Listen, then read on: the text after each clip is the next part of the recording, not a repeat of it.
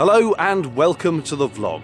2 or 3 weeks ago, when I cruised past here, I pointed out this arm behind me, what remains of the Lichfield Canal, or to give it its proper title, the Ogley branch of the Worley and Essington Canal, and I mentioned that it's under restoration.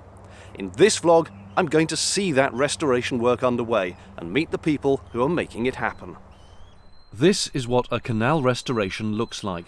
Just 2 years ago, this site at Fossway Heath to the west of Lichfield was just a grassy side to a railway embankment, where excavation of the old canal had just begun. Now, thanks to the efforts of a volunteer army of enthusiasts, another section of this ancient canal is well on the way to being in water once again, more than 200 years since it was built to carry coal for the Industrial Revolution.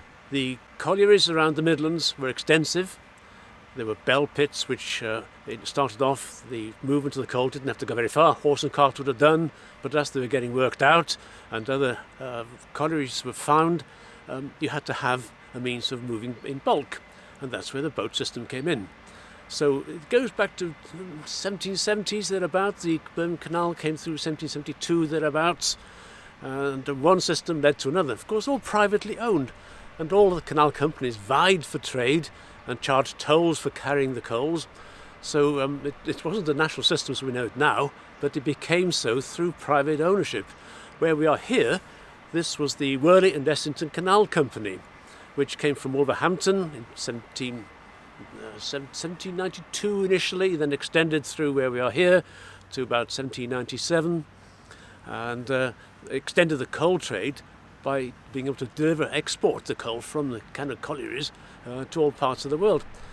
But in 1954, an Act of Abandonment was passed which removed the right of navigation, so it was closed and the land handed to anyone who'd buy it. All the pieces of land up and down were sold off to either local farmers or the adjacent farmers or to local authorities, anybody who would frankly buy anything of the canal, and bits were filled in.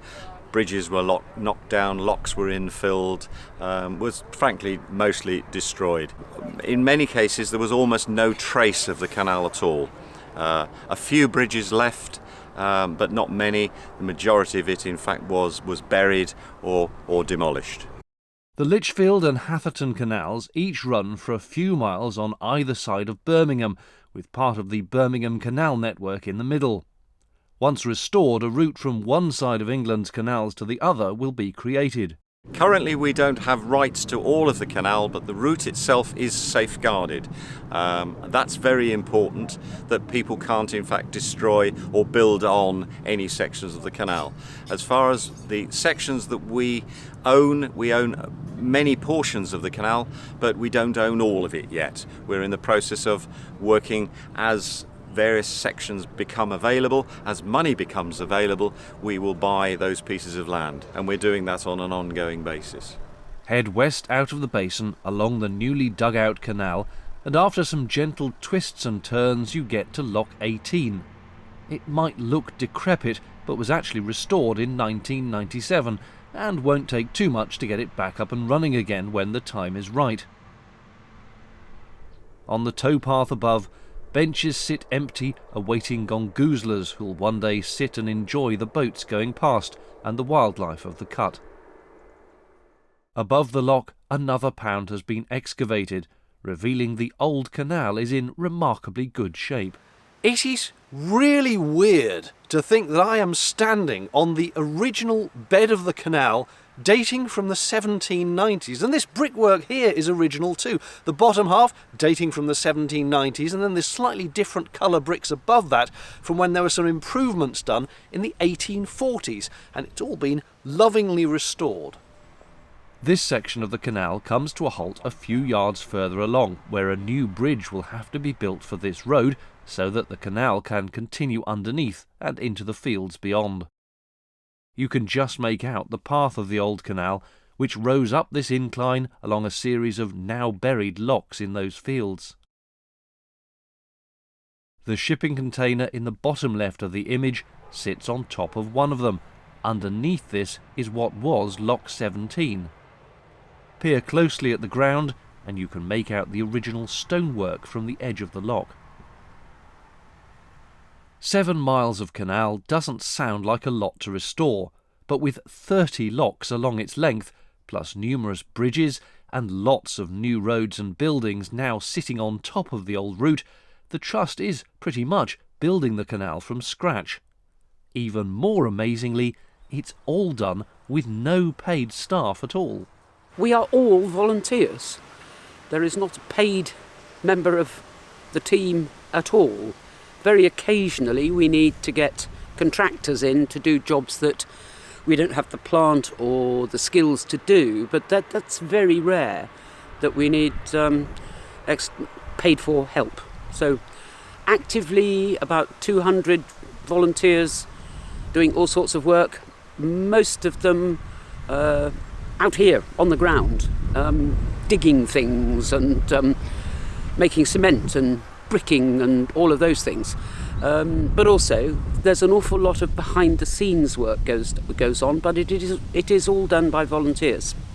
Other local groups, school children, Boy and Girl Scouts and bricklaying students from local colleges have all contributed hugely. Just going into our 4th year of working with our local high school for youngsters with learning difficulties and disabilities. And that's something very, very dear to my heart because I'm the one who's out with them for a morning a week in term time.